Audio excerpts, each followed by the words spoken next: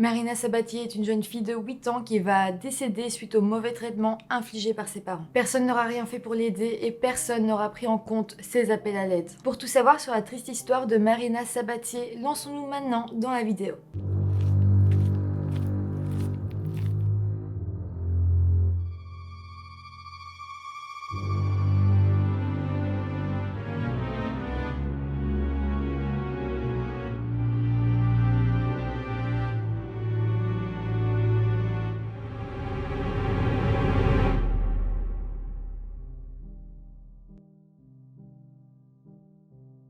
Hello tout le monde, on se retrouve aujourd'hui pour la 5e vidéo de la semaine des 5000 abonnés. J'espère que ça vous plaît toujours, moi je suis vraiment très heureuse de vous retrouver encore tous les jours, on a encore 2 vidéos, 2 jours devant nous.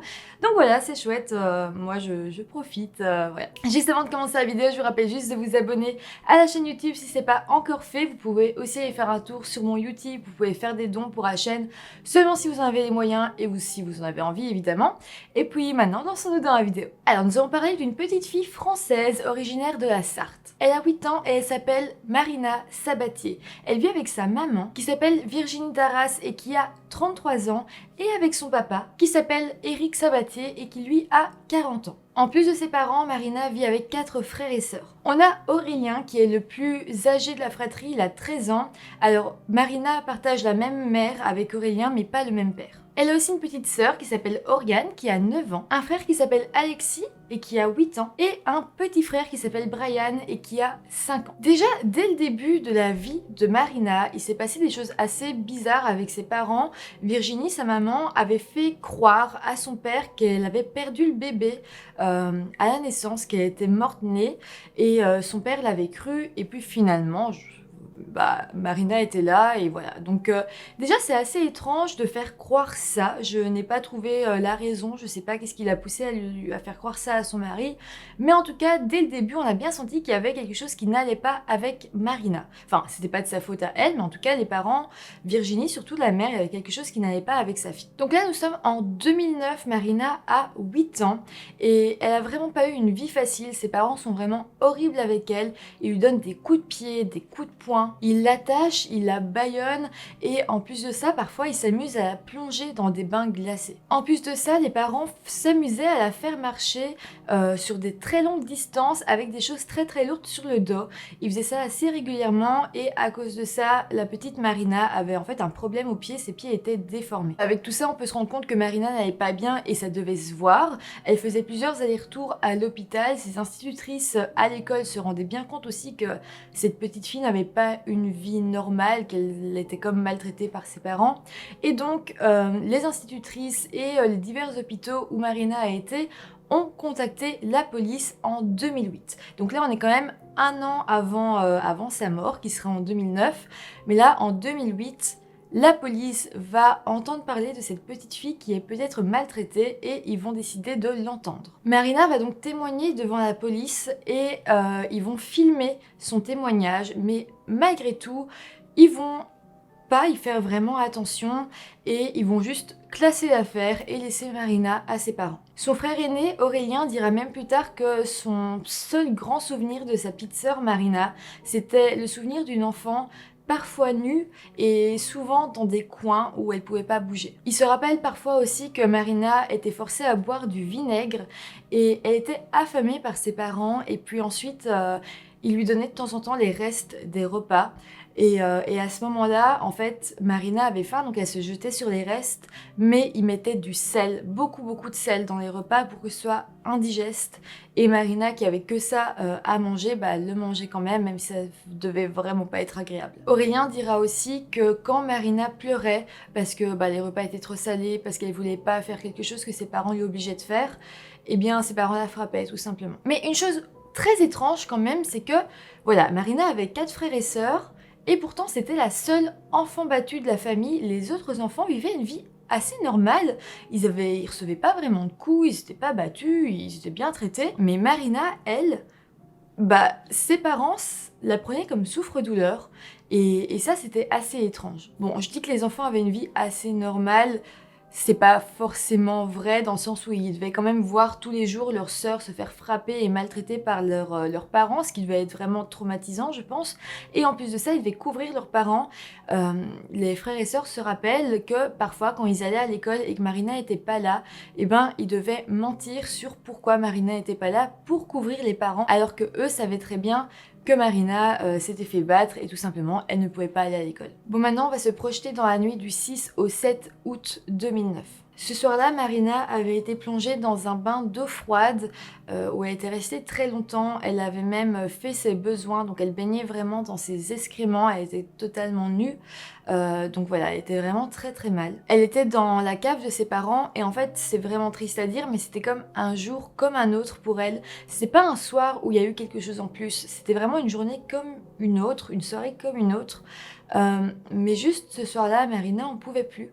Elle était vraiment au bout de tout ce qu'elle pouvait supporter. À ce moment-là, donc quand Marina était dans le bain, sa maman était à côté d'elle et juste Marina va dire à un moment donné « J'ai mal à la tête, au revoir maman, à demain » et elle va s'endormir et elle ne se réveillera plus jamais. Les parents vont garder le corps de leur fille pendant quelques jours dans un congélateur et puis ils vont prendre le congélateur et ils vont le couler dans du béton. Finalement, leur meurtre sera découvert et un procès s'ouvrira en 2009 à la cour d'assises de Sarthe. Ce procès va vraiment devenir un procès emblématique des violences faites aux enfants. Durant ce procès, on va même critiquer les institutions telles que la justice ou les services sociaux de ne pas être intervenus et d'avoir laissé Marina là alors qu'elle était en danger et que des gens avaient prévenu en plus la police et donc ils n'avaient rien fait. Aurélien, donc le plus grand frère de Marina, celui qui avait 13 ans, va s'exprimer au procès et dira « Ça me révolte parce que si je l'avais dit, elle pourrait être là aujourd'hui encore. » Il va même s'adresser à ses parents droit dans les yeux et il leur dira « Je leur en veux beaucoup. J'aurais du mal à les pardonner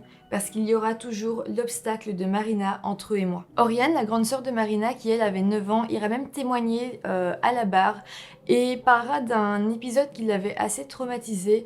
Elle explique qu'elle avait vu ses parents en train d'essayer de mettre Marina dans le four et qu'au final Marina ne rentrait pas et que les parents avaient abandonné, heureusement. Mais ils avaient vraiment tout fait pour essayer de mettre Marina dans le four. En fait, ça va être assez étrange parce que les parents vont vraiment reconnaître leur culpabilité. Ils vont dire oui, ok, on a fait tout ça. Mais quand on parlera de barbarie, d'actes de barbarie, ils auront beaucoup de mal avec ce terme. En fait, ce que le juge va se dire, c'est que même si les parents ont avoué, peut-être qu'ils comprennent pas à quel point c'est grave ce qu'ils ont fait et qu'ils ont juste été forcés à avouer parce que tous leurs autres enfants ont témoigné contre eux. Donc à un moment donné, ils étaient forcés d'avouer, mais peut-être simplement ils ont dit oui, on le fait, mais ils n'avaient pas l'air d'avoir vraiment beaucoup de remords. Aussi, rappelez-vous qu'en 2008, un an avant le décès de Marina, elle avait été entendue par la police, ça avait été filmé, donc ce qu'elle avait dit avait été filmé, comme je vous l'ai dit plus tôt. Et donc on va projeter cette entrevue pendant le procès, et le parti civil va être assez choqué parce qu'ils vont observer la réaction des parents. C'est quand même leur fille en grand, leur fille décédée en grand, et ils vont avoir strictement aucune réaction, et même aucune réaction par rapport à ce qu'elle dit. En fait, en règle générale, les parents vont être soit très froids, soit très expressifs, ça dépendait un peu des moments. Virginie, la maman par exemple, elle, il y avait des moments où elle pleurait énormément, et puis il y avait des longs moments de blanc où elle ne disait rien, elle faisait rien, vraiment, c'était deux comportements très différents mais qui s'alternaient. Aussi, quand on l'interrogeait, elle restait toujours très floue par rapport à la maltraitance qu'elle avait infligée à sa fille. Elle disait qu'elle avait bel et bien maltraité sa fille, mais elle rentrait pas dans les détails, ou si elle rentrait, ça restait flou. Vraiment, c'était un discours très très flou. Pour ce qui est du père, lui, à l'inverse, il était vraiment démonstratif. Parfois, il s'emportait un peu même dans ses discours et il venait à se mettre en colère. Par contre, lui aussi, il restait vraiment flou par rapport à ce qu'il avait infligé à Marina. Et d'ailleurs, il donnait même des versions différentes de sa femme, mais aussi des versions différentes de ce qu'il avait dit plus tôt à la police pendant des interrogatoires. Donc en fait, on ne connaît pas vraiment tout ce qui s'est passé. Les enfants, donc les frères et sœurs de Marina, ont dit beaucoup de choses qui ont permis d'éclairer un petit peu la situation, mais par rapport aux parents, ils ont été très très vastes et ça nous a pas permis aussi de les comprendre. Enfin, c'est difficile de les comprendre, évidemment, c'est peut-être même impossible, mais en tout cas, ils ont même donné aucune clé. On n'a jamais compris pourquoi ils avaient fait ça et qu'est-ce qui les a poussés à faire ça. Par contre, il y a juste un truc assez intéressant, c'est que on sentait que le père, quand il s'exprimait, il était pris de violents tremblements, comme s'il n'arrivait pas à dire avec la parole ce qu'il voulait dire, mais que son corps s'exprimait, son corps exprimait ce mal-être, ce traumatisme. Ça, c'est pas moi qui l'invente, évidemment, c'est ce que les experts ont dit.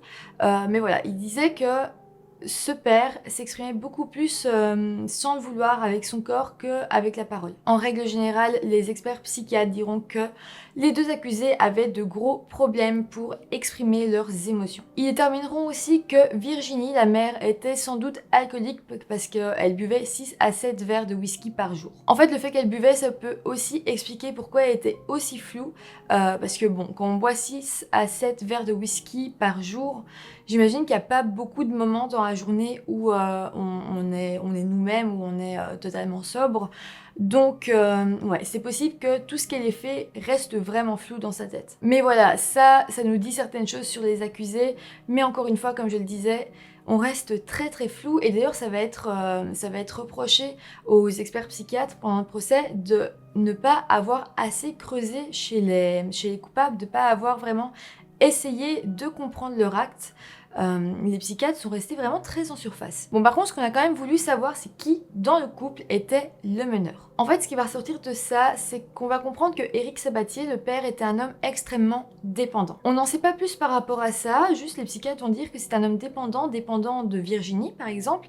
Il avait du mal à faire les choses seul, mais aussi il se laissait vraiment marcher dessus par sa femme, dans le sens où Éric dormait sur le canapé pendant que Virginie dormait, elle, dans la chambre avec son amant, et Éric ne disait rien. Donc là, clairement, le jury va pencher vers l'hypothèse que Virginie serait comme le cerveau de la chose et que Éric aurait simplement suivi, sans enlève pas non plus sa culpabilité, évidemment, il a fait ce qu'il a fait, mais par contre on pense vraiment que c'est Virginie qui a pris les choses en main et qui était vraiment la personne qui voulait manipuler un petit peu tout le monde dans la famille. Elle avait un petit peu ce côté-là, et donc évidemment pendant le procès, on va plus la voir, elle, comme la méchante de l'histoire. Au final, même quand on va demander aux parents pourquoi ils ont fait ça, même eux diront qu'ils ne savent pas. Ils comprendront pas leurs gestes eux-mêmes.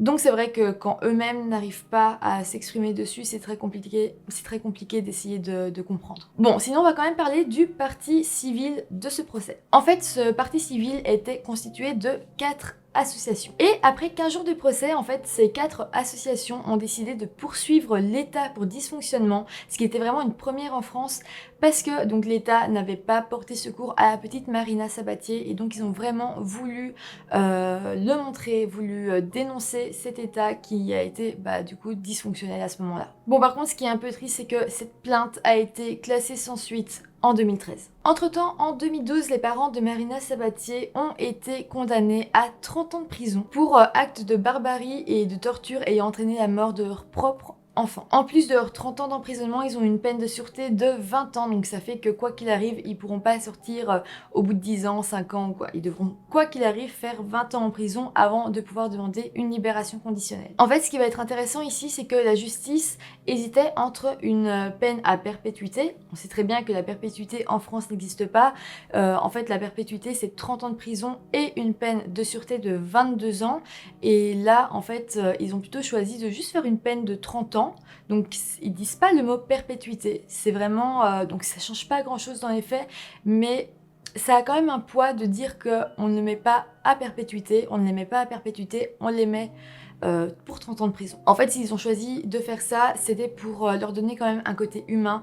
Selon la justice, s'ils choisissaient le terme à perpétuité, ça leur retirait un peu leur humanité, ça créait... Ouais, ça faisait un peu comme si c'était des monstres. Et ils trouvaient que pour les enfants, c'était important pour eux que leurs parents ne soient pas condamnés à perpétuité. Parce que comme ça, ils ont pas une aussi mauvaise image des parents et ça leur permet d'un jour de se rattraper, peut-être. Donc voilà, c'était vraiment le but d'aider les enfants et que peut-être les parents puissent à la sortie renouer des liens avec leurs enfants qui soient plus stables, moins malsains. Et voilà, donc ça se défend, oui. Après, vous pouvez être d'accord avec ça, vous pouvez ne pas l'être, vous pouvez le dire en commentaire d'ailleurs, en restant respectueux évidemment. Mais voilà, donc c'est pour ça qu'ils ont été condamnés à une peine de 30 ans. Sinon, les associations qui s'étaient portées partie civile, eux n'ont pas été vraiment contents que ce soit pas une peine à perpétuité et donc pour continuer un petit peu leur combat, ils ont décidé de reporter plainte contre l'État une nouvelle fois. Finalement, c'est en 2015 que la Cour européenne des droits de l'homme va s'en mêler et ils vont condamner la France à verser 1 € symbolique à l'association Innocence en danger. Donc ça c'était pour dommage moral, par contre pour frais et dépenses, la France va devoir leur verser 15 000 €. Pour ce qui est des autres enfants, ils ont été adoptés par une famille d'accueil, ils sont vraiment bien, ils sont bien traités, ils sont dans un endroit safe. Par contre, il leur reste des séquelles, enfin maintenant ils ont grandi, mais à l'époque, juste après le procès, il leur restait quand même pas mal de séquelles. La mère adoptive d'ailleurs parlera même d'Oriane, la grande sœur de Marina, en disant « Oriane est une petite qui n'est pas heureuse, qui ne veut pas vivre, qui ne veut pas prendre un peu de bonheur ». Elle dira aussi que Brian, donc qui était le plus petit de tous, qui avait 5 ans au moment des faits, lui, il refusait de prendre des douches, il avait très peur, dès qu'on le mettait dans une douche, il criait, mais pour sa vie vraiment, et heureusement pour lui, ça s'est calmé et maintenant ça va. Par contre, aujourd'hui, des questions restent quand même en suspens. On ne saura jamais pourquoi des parents ont agi comme ça avec un de leurs enfants en plus. Donc ça, voilà, c'est vraiment étrange. Et ça, on n'aura jamais eu la réponse. Alors peut-être beaucoup d'entre vous me diront qu'il n'y a rien à comprendre, mais je pense qu'il y a toujours quelque chose à comprendre dans la psychologie de personnes, même quand certains les voient comme des monstres, il y a toujours quelque chose à comprendre et ça aurait été intéressant de creuser là-dedans. Enfin voilà, c'est comme ça que se termine cette vidéo, j'espère qu'elle vous aura intéressé. C'est vrai que ça fait toujours mal au cœur quand on parle d'enfants qui ont vécu ce genre de choses. Ça fait quelques vidéos que je parle quand même d'enfants battus, d'enfants qui ont vécu des sévices assez horribles. Donc voilà, j'espère que ça vous intéresse parce que je trouve que c'est important d'en parler quand même, ça existe encore. Et voilà, donc si la vidéo vous intéresse, n'oubliez pas de me mettre un petit pouce en l'air sous la vidéo, ça me fait toujours plaisir. Dites-moi en commentaire ce que vous en avez pensé aussi, on peut en parler, on peut débattre, on peut voir ce que vous pensez de tout ça. Et puis sinon, moi je vous dis à demain pour une nouvelle vidéo. Bye!